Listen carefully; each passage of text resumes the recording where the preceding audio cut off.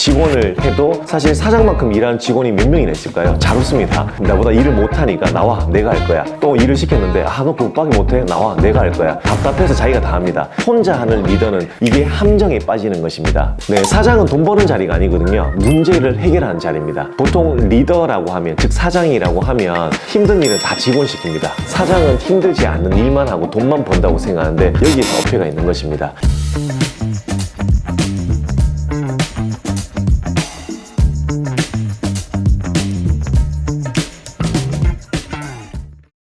안녕하세요. 우상권의 성공대학 우상권 교수입니다. 오늘은 리더십에 관련된 이야기를 하고자 합니다. 우리가 장사를 하고 사업을 하다 보면 조직을 만들어서 팀을 만들게 됩니다. 그러면 제일 힘든 것들이 바로 사람 관리입니다. 사람으로부터 시작이 되고 사람으로부터 끝나는 것이 바로 장사와 사업인데요. 여러분들은 사람 관리를 어떻게 하고 계시나요? 직원 관리 힘드시지 않나요? 제가 지금부터 낱낱이 알려드릴 수 있도록 하겠습니다.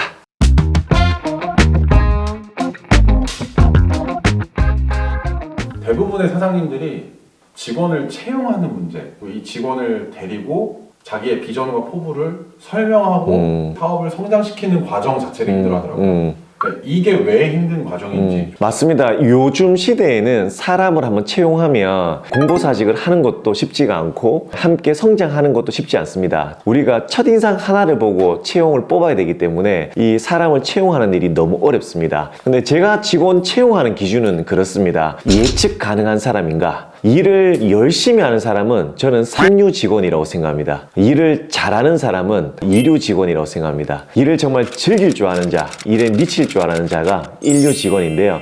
그 위에 또 직원이 있습니다. 바로 지속 가능한 직원입니다. 저는 주위에 많은 경험을 했습니다. 일을 정말 잘하는데 지속 가능함이 없다면 이것은 인재라고 보기는 힘듭니다. 그래서 직원을 뽑을 때는 이 직원과 함께 런타임을 보게 됩니다. 이 사람과 함께 뛸 수 있는 시간이 얼만큼 길 수 있는가, 얼마 지나지 않아 그만둘 직원인지 아니면 함께 오래 할 수 있는 직원인지를 뽑는 기준이 그것입니다. 여러 가지 등등 있겠죠. 이력서를 볼 때에 너무 이력이 짧게 많이 경험이 있는 친구들 사실 저는 채용하지 않는 편입니다. 왜냐하면 나름대로 이유가 있어서 퇴사를 하겠지만 퇴사를 하는 이 기준도요, 관성과 습관을 따르기 때문입니다. 그래서 제 경험상으로 봤을 때 모두가 그런 것은 아니지만 대부분 이력서가 짧고 이력이 많은 친구들은 또 쉽게 그만두는 경우가 되게 많았습니다. 리더가 똑똑하면 직원을 굳이 처음부터 뽑을 필요는 없습니다. 성실 하나만 봐도 뽑으셔도 된다고 저는 생각합니다. 제 경험상 자기 똑똑함에 취해 있는 친구들은 가르쳐주기가 너무 힘듭니다. 그래서 반대로 성실한 친구들이 오히려 더 지속 가능하고 성실하고 이것을 가지고 꾸준히 성장하는 경우는 저는 굉장히 많이 봤습니다. 그래서 첫 번째 기준은 예측 가능한가, 지속 가능하게 일을 할 수 있는지를 보는 것이 저는 첫 번째로 봅니다. 사업 오래 하신 분들은 네. 면접도 많이 보시잖아요. 네네네. 대표님도 약간 첫인상의 과학 약간 이런 게 있습니까? 첫인상 너무 중요하죠. 장사라는 것도 어떻게 보면 이 첫인상에 의해서 우리의 이미지를 손님들한테 보여드리고 판매하는 일이다 보니까 저는 보는 기준은 인사가 제일 중요하다고 봅니다. 첫 인사를 어떻게 하는지를 굉장히 많이 봅니다. 제일 중요한 부분인데요. 밝은 느낌으로 큰 목소리로 하면서 들어오는 그런 사람에게는요, 제가 좀 후한 점수를 주는 편입니다. 아주 단기적으로 본다면 실력 위주로 뽑는 것이 맞을 수도 있겠지만 장기적으로 본다면 태도가 좋은 사람을 뽑아서 차근차근 가르쳐주고 성장시켜주는 것이 훨씬 빠르다는 사실을 아셔야 됩니다. 많은 초보 사장님들이 네. 내가 하는 게 제일 속 편해 라면서 네. 일을 잘 못 네. 맡기거든요. 이게 또 되게 큰 문제입니다. 네. 사장이 이 벽을 넘지 못하면 매장이 왜 성장을 멈출 수밖에 없을까요? 정말 중요한 질문이죠. 보통 사장들이 일 욕심이 많은 사장이 있습니다. 직원을 해도 사실 사장만큼 일하는 직원이 몇 명이나 있을까요? 잘 없습니다. 나보다 일을 못하니까 나와, 내가 할 거야. 또 일을 시켰는데 너 그것밖에 못해? 나와, 내가 할 거야. 답답해서 자기가 다 합니다. 혼자 하는 리더는 이게 함정에 빠지는 것입니다. 나중에 되면 스스로가 직원이 쓸모없다고 생각됩니다. 시간이 지날수록 점점 직원이 할 수 있는 역량을 낮아지게 되는 거죠. 그러면 결국 사장 혼자 다 합니다. 저는 그런 경우 너무 많이 봤습니다. 어디 카페도 그렇고 음식점 가도 그렇고 어떤 옷가게나 매장에 가도 마찬가지입니다. 직원들을 활용하지 못하고 자기 혼자 다 하는 사장들은요, 시간이 지나면 늘 그 매장에 결국 사장 혼자 있더라고요. 그러니 2호점, 3호점 매장을 확장할 수 있는 기회가 전혀 없는 거죠. 손님조차도 사장의 결에 잘 맞는 그 성향에 맞는 고객만 형성이 돼 있더라고요. 나와 똑같이 손발이 빠르고 나와 똑같이 웃으면서 해야 되고 나와 똑같이 일을 능률적으로 해야만 된다는 그런 착각, 함정이더라고요. 즉 소비의 성향은 다 틀립니다. 그러니까 막 빠르게 능숙하게 하는 걸 좋아하는 고객도 있고 반대로 좀 차근차근 정성 들여서 보는 이런 고객도 또 필요하고 고객의 성향이 다 다양한 만큼 우리가 반대로 고객을 응대하는 이 직원들도 성향이 다양해야만 다양한 고객들이 우리 매장에 골고루 들어오더라고요. 그리고 단골로 또 형성이 되고 이게 탄탄하게 되면 매출이 극대화시킬 수가 있습니다.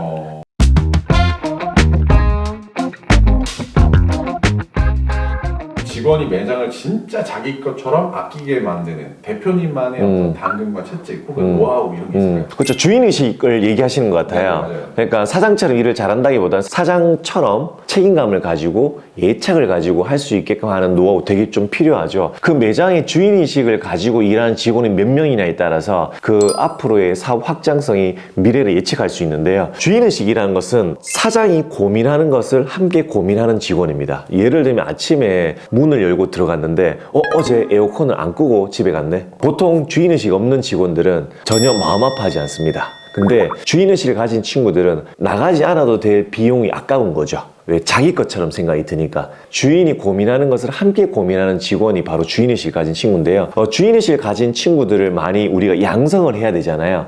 양성하기 위해서 저는 첫 번째로 그 직원의 마음을 사야 된다고 생각합니다.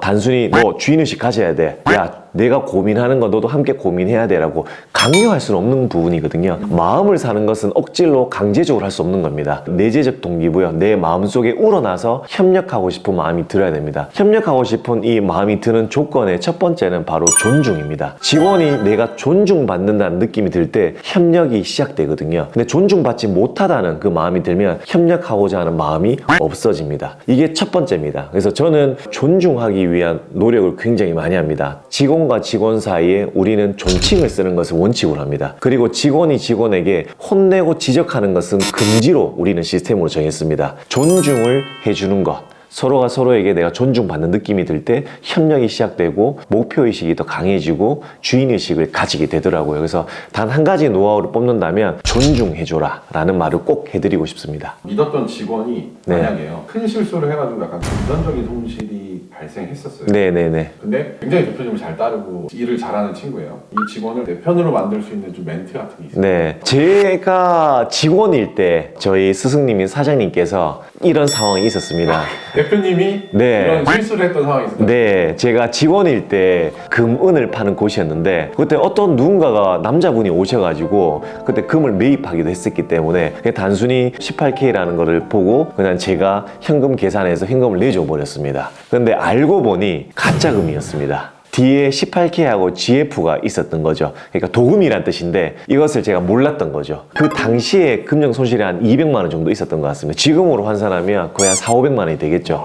그때 제가 그 사실을 알고 시내 동성로에서 그 복잡한 사람을 회치우면서 그 사람을 찾기 위해서 2시간, 3시간 또 헤매다가 땀을 뻘뻘 흘리면서 다시 매장에 돌아왔습니다. 그 매장에는 사장님이 그 소식을 듣고 와 계셨고 저한테 이런 말씀을 하셨습니다. 상권아, 괜찮다. 네가 아니더라도 한 번은 일어날 일이었다. 오히려 이것을 교육시키지 못한 내 잘못이니까 걱정하지 마라 라고 이야기하면서 교육시켜주는 따로 전문가를 부르셔가지고 교육비까지 드리면서 가짜 금과 진짜 금을 구별하는 방법을 알려주셨습니다. 그때 이후로는요 제가 그런 실수를 안 할 수밖에 없었던 거죠. 근데 되돌아봅니다. 저도 지금 사장 입장에서 과연 나는 그런 사장일까 되돌아봅니다. 리더는 실수를 하는 직원을 탓하기보다는요 실수를 안 할 수밖에 없는 그런 시스템을 구축하는 것이 더 중요하다고 저는 생각합니다.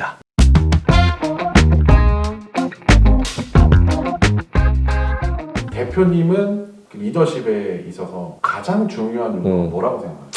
일단 리더에서 제일 중요한 건 일관성입니다. 리더가 일관성이 있어야 예측 가능한 그런 리더로서 내가 성장할 수 있습니다. 내가 좀 잘 되면, 회사가 잘 되면 이렇게 해줄게, 저렇게 해줄게 온갖 많은 희망 고문을 합니다. 근데 시간이 지나서 이 일관성이 안 지켜지면 직원들은 그 리더십을 잃게 됩니다. 신뢰를 잃게 되고 떠나게 됩니다. 일관성을 만들어주는 건 시스템입니다. 내 감정에 의해서 내 기분 좋을 때는 이렇게 하고 기분 나쁘면 이렇게 하는 게 아니라 규칙과 매뉴얼을 정해서 그대로 실천하는 것입니다. 그러면 누구나 우리 회사는 이런 방향으로 갈 거고 이런 상황에는 이런 조치가 취해질 거라는 규칙과 매뉴얼이 있기 때문에 예측 가능한 회사의 매뉴얼을 믿게 되는 거죠. 이 일관성 때문에 직원들은 그 리더에 대해서 신뢰가 많이 생깁니다. 이 신뢰가 기반이 되면 리더가 난이도가 높은 프로젝트를 추진할 때도 정말 아무런 고민 없이 당연하듯이 직원들은 공헌을 하고 희생을 하게 될 것입니다. 저 대표님이 얘기해 주셨던 리더십 중에 가장 제가 인상 깊었던 거, 문제를 해결하는 사람이다 라는 얘기를 네. 그거 조금만 얘기해 주세요. 네, 사장은 돈 버는 자리가 아니거든요. 문제를 해결하는 자리입니다. 보통 리더라고 하면, 즉 사장이라고 하면 힘든 일은 다 직원 시킵니다. 사장은 힘들지 않는 일만 하고 돈만 번다고 생각하는데 여기에서 어폐가 있는 것입니다. 사장은 문제를 해결하는 자리입니다. 그것도 가장 난이도가 높은 문제를 해결해 나갈 때 그때 직원들은 존중합니다. 그리고 사장이 이런 일을 하니까 가장 많은 수익을 가져가고 대표로서 살아가는 거구나 라고 공감이 되어야 됩니다. 근데 사장이 내보다 일도 더 안 하는데 맨날 편한 것만 하고 놀러만 다니는데 나보다 더 많은 수익을 가져간다고 생각하면 사장일지라도 직원 마음에서는 불공평한 마음이 듭니다. 그래서 저는 클레임 고객 중에서도 직원이 감당하기가 힘든 난이도가 아주 높은 클레임 고객은 저한테 무조건 토스하게 돼 있습니다. 고객님한테는 대표가 직접 전화 와서 해결하려고 하는 의지가 있으니 오히려 더 쉽게 해결되는 경우가 많고 감동받는 경우가 많고, 또한 직원 시선에서 비춰봤을 때는 자기가 감당하기 어려운 일들을 대표님이 쉽게 해결해주는 마음을 보고 더 열심히 해야 되겠다는 충성심을 더 끌어올릴 수 있는 거죠. 사실 지금 또 고임금의 시대입니다. 경제 상황도 쉽지는 않습니다. 만일 여러분들이 사람을 또 더 고용해서 조직을 확장성을 꿈꾸고 계신다면 사람이 전부입니다. 혼자 할 수 있는 일은 없습니다. 직원은 뽑는 것도 중요하지만 더 중요한 것은 직원을 관리하는 게 더 중요하니까요. 오늘 제가 알려드렸던 이 철학을 가지고 직원을 관리하신다면 충분히 그 직원의 마음을 사서 주인의식을 가진 직원들과 함께 머지않아 2호점, 3호점을 만들 수 있는 더 큰 조직을 만들어갈 수가 있을 것입니다.